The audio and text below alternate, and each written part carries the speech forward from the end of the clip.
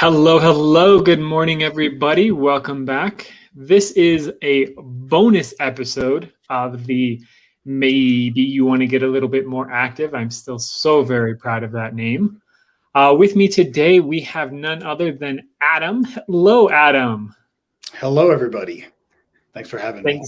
Thanks so much for being on. I'm glad you're here. So, for those of you who don't know, I've known Adam, I think just about a year. He and I met on we've met a few times in person since then, but we've met last year on a virtual leads group that we're both in called Lead the Way. So I think what Adam, he'll talk a lot more about it, but I think what Adam brings to the table as far as health and wellness goes is very unique and very interesting. So Adam, welcome.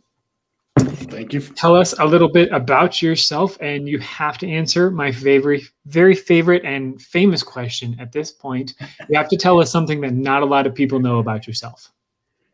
All right. So my name is Adam. I'm a physician assistant. I've been doing that for 16, 17 years.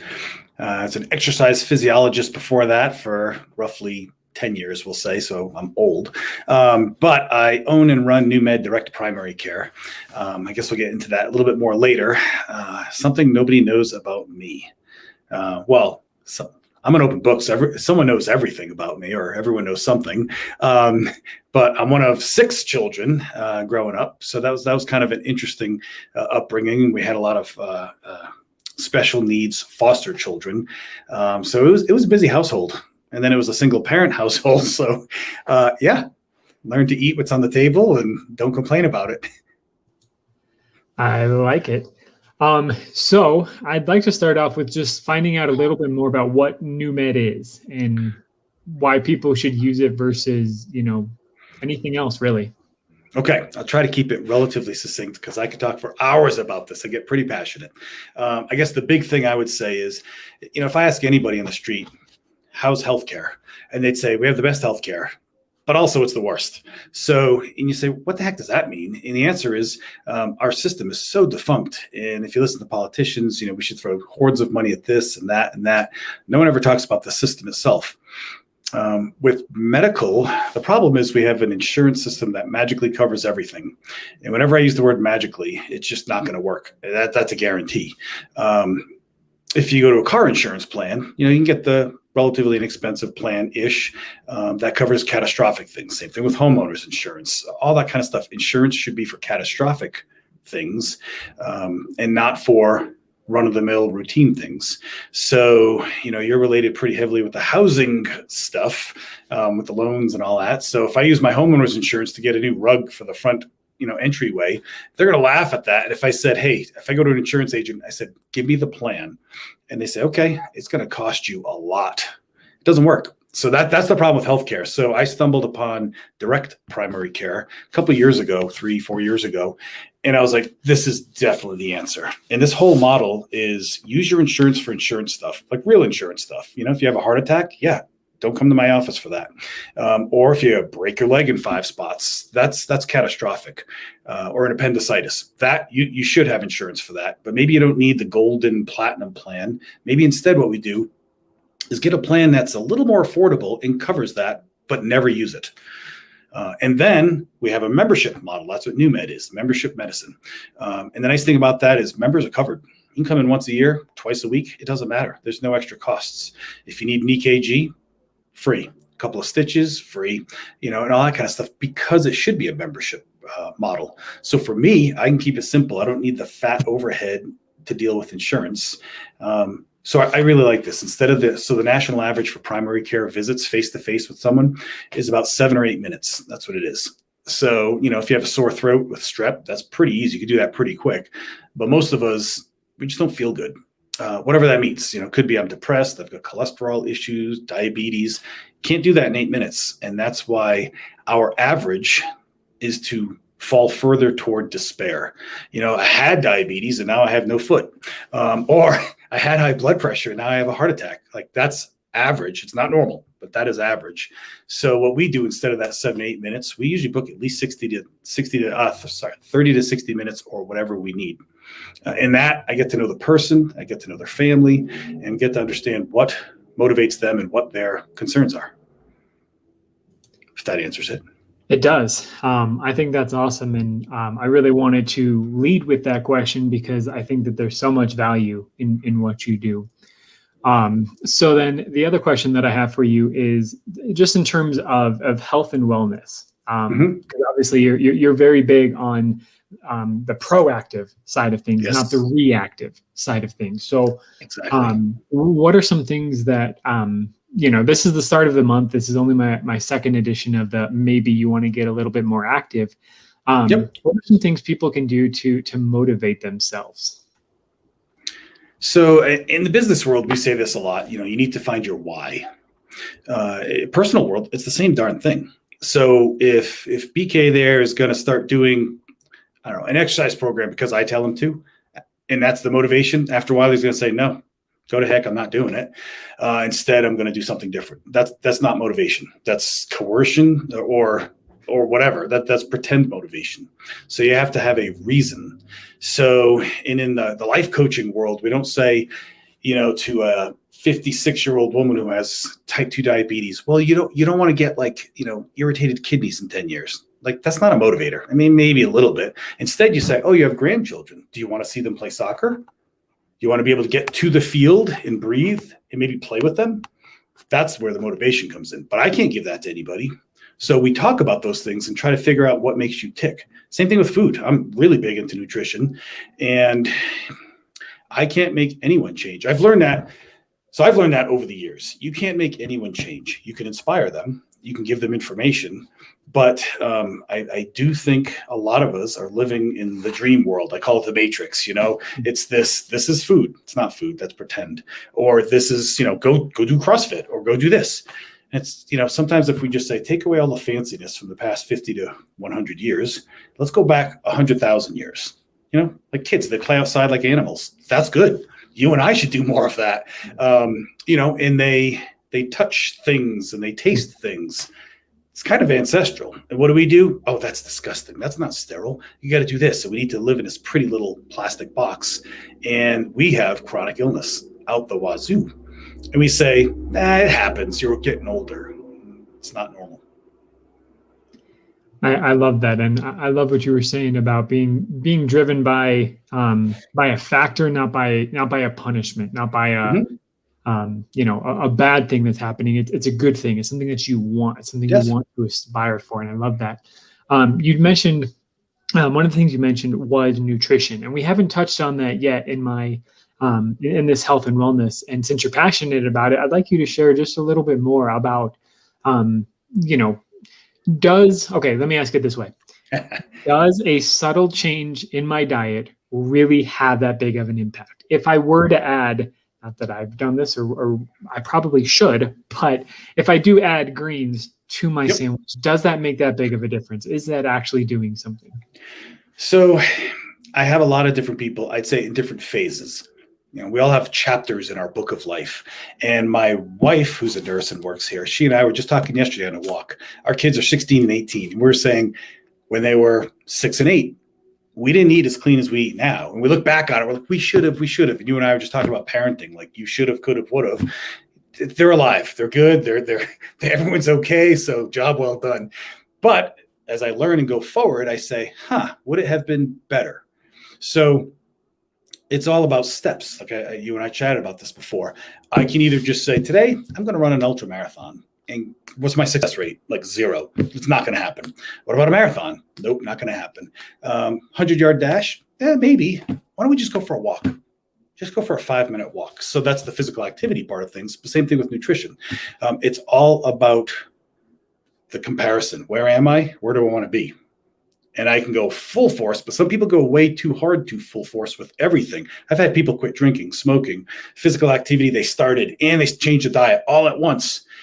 And that's impressive. And I'm thinking of a particular woman from 20 years ago, but she was doing 2 hours a day walking on the treadmill, on a bike, and this and that. And overall, she still did well, but that's a really hard plan. Maybe we need to tone it down a little bit because it's not a sprint. This is life. This is a long term.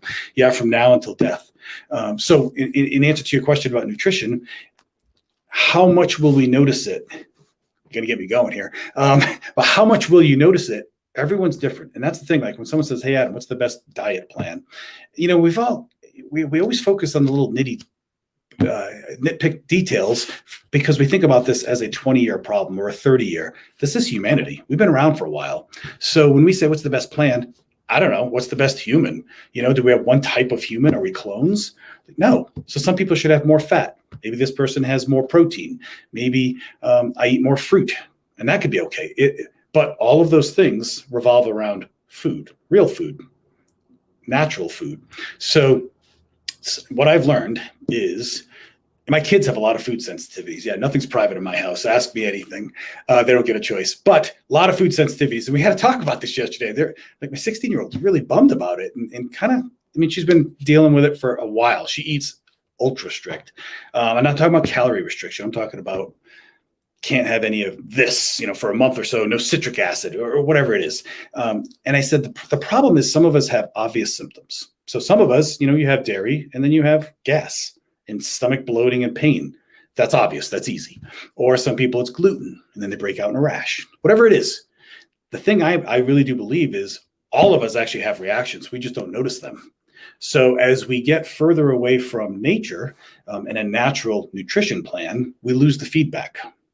So two things I could say humans were not evolved to eat: processed food and added sugar. Those are easy. Like that. How many people eat that? Oh, like 99% of us. And that's our staple. So we lose the feedback. But if you acknowledge or even are willing to accept, if I put something in my mouth, this is my fuel hole. If I put something in there that's not supposed to be in there, it will lead to problems. I might throw up if it's a plant that I'm not supposed to eat, or I might get bloating or something. But either way, it's going to cause inflammation. So inflammation leads to chronic illness. And we think, oh, yeah, like IBS. Yeah, okay. What else? So anything inflammatory. What about sadness? What about brain fog? What about attention issues or diabetes or cholesterol or thyroid issues is a big one. It's catastrophic. Like this is the pandemic. So, but what do we say? Yeah, it's pretty average. Young girls get thyroid issues. It happens. It didn't happen 100 years ago so much. Why is it happening now? It happens. And like the sheep, we're led to believe that it can be okay because we have a pill for that. But maybe the pill that I'm taking for that might help the symptoms, but is it helping the problem? And to me, that's mind blowing. So what should I eat? And that's the thing, because I thought I was an exercise physiologist. So I've been in this world for almost 30 years in this realm. And I was taught like, oh, you need to have a food pyramid. And then we had to do this. You have to have 60% carbs and this and that. So many different things over the years. And it's amazing to me. And I'm learning more and more by the day. But in the end, the studies, you know what they all show? Be a human. Eat like humans. So what did my ancestors used to eat? And my ancestors and yours might have been a little different, or maybe we crossed paths. I'm probably a mutt now. But our tribes, some, if you're Northern Alaskan, local up there, you might have whale, blubber, and meat. That's it. Well, that's a high-fat protein diet. Yeah, it's good for them. It might not be good for the South American tribe that's in the rainforest that eats 100% fruit. You mix those two up, and there's a problem. But in their land, eating the way they're supposed to, they do fine. So am I going to tell you what to eat? Nope. I give people advice. We look at labs sometimes to see where the obvious things are: inflammatory markers, vitamin deficiencies. And then I give people advice, and then I say, do it or don't do it. And some people do. So in answer to your question, does making little changes make a difference? Some people, it's very obvious, but I think yes, for everybody. And that difference might be down the road. So again, if I said, one example I use sometimes, if you take a fox, you're looking through binoculars at a fox in a prairie. It's jumping around, doing foxy things with a bushy tail, looking for rodents. It's a fox. It does its things, makes a little yelp here and there. Then I capture that fox, put it in a small box in my living room where I have 4 dogs, put the TV on loud, and we're all talking and laughing. And all of a sudden, this fox is making weird noises, and it's chewing at its fur's falling out, and it's like pooping itself, and it's just nasty looking. It's all mangy. And you think, I thought it was a fox. It was in its environment, but now it's not where it's supposed to be, and it's not going to work. So anyway, do I make changes or not? No, is it worth it? Awesome. That made so much sense. I love the way you explained that. One of the questions that did just pop up in chat is one of the things you mentioned was we all have reactions. Sometimes we Mhm. don't necessarily we don't notice them, I think is what you said. Yep. What are some, and you kind of went into it, but I want you to go into it a little bit more. What are some of those reactions that we don't necessarily notice that, maybe a diet change could affect Mhm. blah? Well, so an obvious one that pops up in my head is we all know someone, maybe you, maybe me, whatever, but there's quite a few people who say, I have a mild IBS. Once I get that diagnosis, I'm off the hook. This is great. I just have it. Or I have a mild thyroid problem. I have a hypoactive thyroid. Or, like I said, eczema, skin, or asthma, seasonal allergies, all this stuff we've said, yeah, we weak little humans, we get the stuff, and we are weak in the animal kingdom, but they have become so commonplace that we accept them. And I just saw something over the weekend that was saying in pediatrics, I think it's 52%, whatever it is, 1 out of 2 children has a chronic illness. And that's normal. Sorry, not normal. That's average. It's acceptable. So whatever it is, it could be asthma, could be obesity, type 2 diabetes. It happens. They have a diagnosis. So off the hook. And again, I'm a parent too. I think parenting's the hardest thing I've ever done. So I never tell anyone else how to parent. I always say, like, if I was talking to you, BK, I'd say, hey, listen, if you want, you can do all this stuff. I'm not talking about your kids yet. We're just talking about you. I'm not talking about a wife or anything like that, because lifestyle changes is so hard. But for a lot of people, when they finally take a breath and you think, when I was 16, 18 years old, how did I dream I'd be when I'm 48 now? How did I dream I would be when I'm 48? Maybe barely able to walk sounds good. Or maybe like so bummed out and just feeling so lethargic that I don't want to go do anything. Maybe I'll just sit around and watch TV. Like that's a dream. Yeah, that's my dream. Things do change. If any, for the watchers, I'm not the same as I was when I was 18. Certain parts don't move in the same direction, but I'm not taking that easily. So I tell everyone every 10 years, I say I want to be at least the same, maybe a little better. So I don't run as much now, but hey, I was away at the end of last week, went to Moab and with some of the guys, and we were climbing boulders and, 3-hour hikes and off-roading, and it was great. That's what I want to be able to do. And I want to have the energy to do that and the will. So the chronic things, anything that's ongoing, if I sneeze today 5 times and then I don't really care. But if I say I have chronic runny nose all the bloody time, nutrition is probably 90% of everything, really is. So anything that's ongoing, and someone in your life who's sad or obese or it's funny because I say those, but then the typical stereotypical presentation is, oh, you're 40 now, BK? Well, you have high blood pressure. It happens. And then you're 45 and cholesterol's going. Yep, the parts run out. It's okay. So I'll put you on lisinopril, maybe some Lipitor. And then you're 50 and your sugar starts going up. So we'll put you on metformin. And that's okay. I mean, it's okay. You didn't do anything wrong. And of course, it's not about right or wrong. But then I would challenge that person and say, you feeling like you think you should? And most people, the answer is no. And I have had a lot of my people, because we spend time together, we talk about, how do you feel? And they say, well, this and that. I said, well, we can check certain markers. And the labs are just objective feedback. So I look at that and I say, I have high inflammation. What do you think I should do about that? And give them an answer. How about we try this? Avoid processed food. How about the added sugar? And if they don't want to, that's okay. I'm not their dad. But if they do, they make changes. And then we can look at that marker and it goes down. And they're like, And I say, that's also a risk factor for Alzheimer's. Would you like to live in a nursing home when you're 60? Because I used to work in nursing homes and I've seen that many times. It's not my plan. So when you kind of challenge people and they make those changes, and then I've had many people get off their cholesterol meds, get off their blood pressure, get off their diabetes medicines. Some people don't, and they can't. And there are true underlying problems, but that's probably 5%. So imagine, BK, a world where blood pressure, cholesterol, diabetes, 95% vanished. I can't even imagine that. No, because we live in the matrix. But it's mind-blowing to me that, and how much more happy, fun stuff would we be doing with our families and friends and. No, that's awesome.